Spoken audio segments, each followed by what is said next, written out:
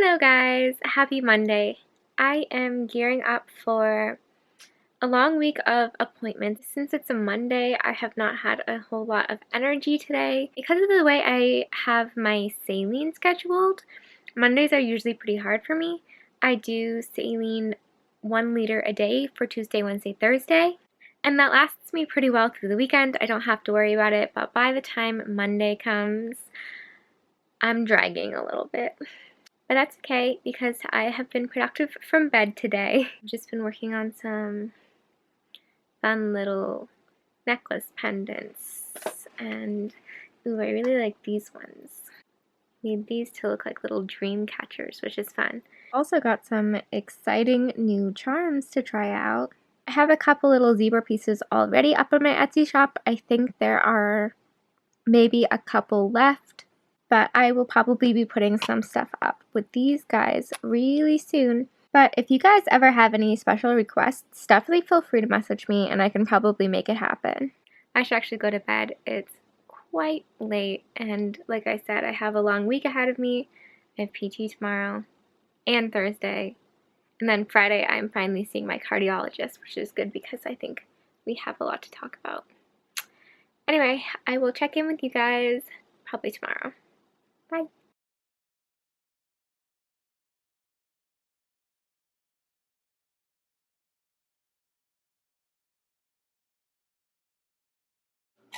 So this is happening. Because I am allergic to any kind of hair dyes, I went looking for a more natural solution, and I found this stuff, which is like pure henna hair dye.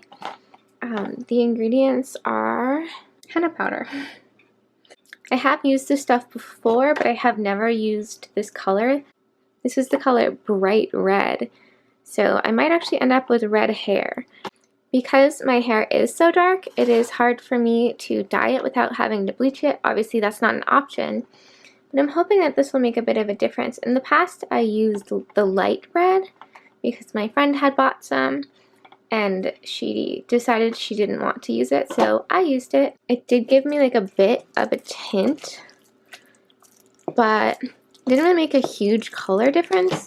What I did notice was it was so conditioning. It like changed my hair. They do actually have lots of different color options, so there's even like a neutral one if you just want the conditioning benefits of it. Honestly, that would be kind of a lot of work just for like a deep conditioner. This is what the dye looks like after it's been sitting for 3 hours. It looks disgusting. It smells disgusting, but that's okay. And I have shampooed my hair and towel dried it, but not put any conditioner in it. Now I just have to section it out and I can get started. And then it has to sit for 4 hours on my hair. Okay, it's been like 3 hours and I finally just got all of the henna through my hair. I used 2 packages and this is what's left. So my head is just absolutely covered in henna. Henna is not like regular hair dye. It's not thin like hair dye and it doesn't soak into your hair. It's like this very, very thick paste, this very thick mud almost, and you have to like coat every hair and it like dries, and yeah, it's just a little bit different. And so it's a longer process and it's heavy. And I've got to sit for about 4 hours now. So this has been a long process so far. So apparently you don't really know like the true color until like a day later because it takes a little while to mature. So this should be interesting. I can't really tell if it made any difference whatsoever because it's so wet. I can tell that I did dye part of my face orange, so wonder how long that'll last. I don't know. I guess I'll know tomorrow if it looks any redder. At this point, I don't even care. I have put so many hours into this, and I'm so exhausted. So, okay, so it is definitely redder, especially in the light.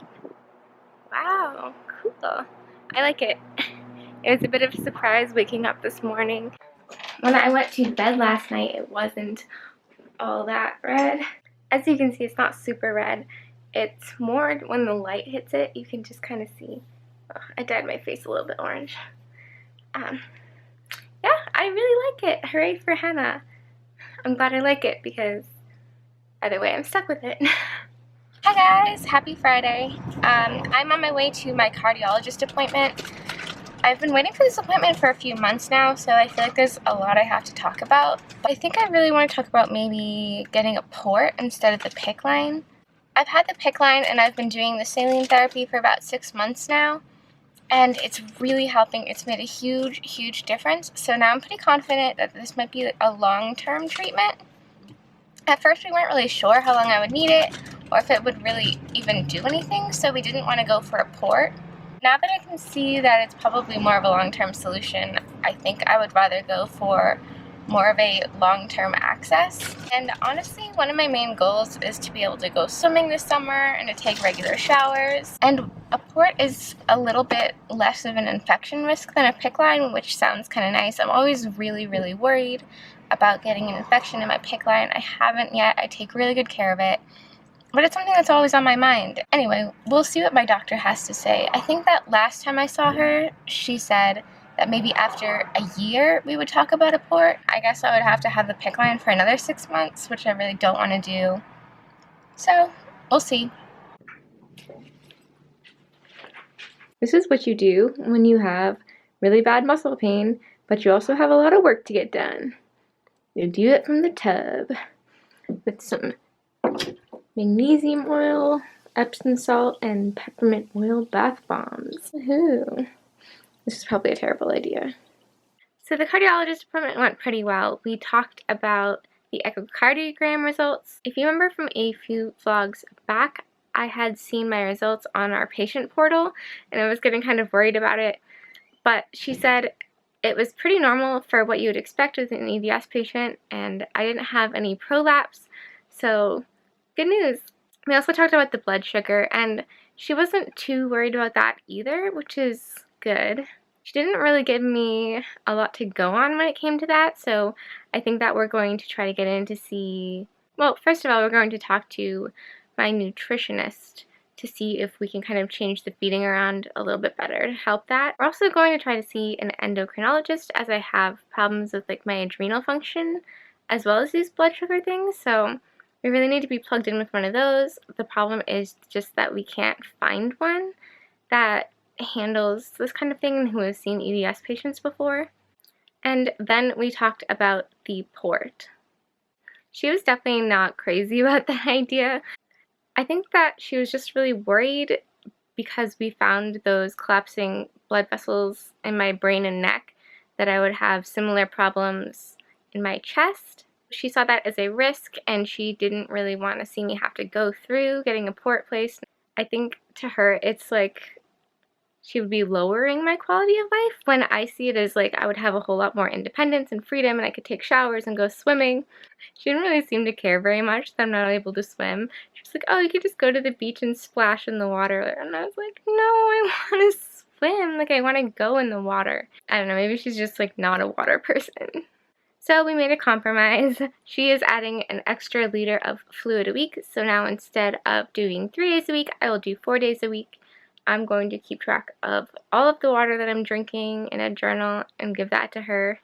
And then probably sometime in May, we can put it back on the table and talk about it, which I'm okay with because I mainly just want to be able to do stuff this summer. So I think that would be perfect timing to kind of talk about it again.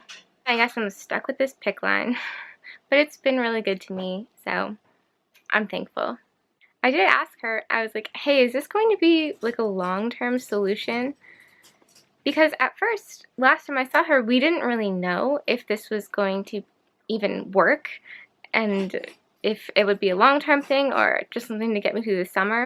But neither of us really want to change anything because this is the best that my POTS and dysautonomia has been controlled in like my whole life. So it looks like I'm probably going to be doing this for a while, which still makes me want to lean more towards a port. If she had said, you know, maybe you'll need it for a couple more months and then we can start weaning off of it, then I definitely wouldn't be pushing for a port. But if this is going to be like a really long-term solution, like she was saying, oh, you know, you can have this PICC line. If you take really good care of it, you can have it for 2 years and then you can switch. I'm like, I don't know how many more years I want to be dealing with the PICC. There are a lot of downsides, but there are a lot of upsides, just like with anything. Just like with the PICC line, there's a lot of ups and downs. But I think all of her concerns were valid, and I'm willing to comply with her treatment plan. I definitely know how frustrating it can be when like you have an idea of what you think is best and what you think you need, and then you go to the doctor and they don't really agree with you. She's a really great doctor, and a lot of times it's all about compromise. So we are just going to move forward with that plan and then reconsider everything in May. Okay, we'll see what ends up happening. Oh, also look, I've been wearing one of the necklaces I made. I've fallen so in love with it. I've been working on a lot of little pendants like this these last few days. It's just something that I can do from bed that's really fun. I actually made one of these, and then I fell so in love with it that I had to make a second one for myself. My Etsy shop will be linked down below if that is something you are interested in. Hopefully I can get them up this week. Don't ever feel like you have to buy anything. Hi guys, it's Sunday now and I am just sitting down to edit this video that you are watching right now.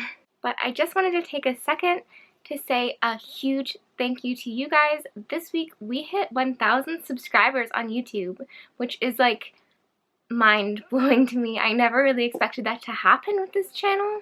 So thank you guys so much for subscribing and following along with my life. Can't believe there are that many of you guys who are interested. For me, it has never been about the numbers, and it never will be. It's really about just creating a sense of community and getting to know you guys. But when I see those numbers increasing, that tells me that awareness is also increasing. And I hope that it means that more and more of you guys feel like you have a safe place to connect with other people like you and ask questions. I really love seeing you guys interact in the comments. That really warms my heart. I never really want this to be about me and how many subscribers I have and stuff like that. I really want this to be about us, because I am just one girl of many living life like this. My story may be unique, but my struggles really aren't. I know a lot of you guys who watch these videos are going through the exact same things that I am. So thank you for taking the time every week to come connect with me and talk with me. You guys are just the best. Anyway, I gotta go edit this video. So if you liked it, give it a thumbs up. If you want to see more like this, subscribe, join our community. If you want to get notifications when I upload, there's a little bell next to my name. You click that and you'll get a notification. I will see you guys next week. Goodbye!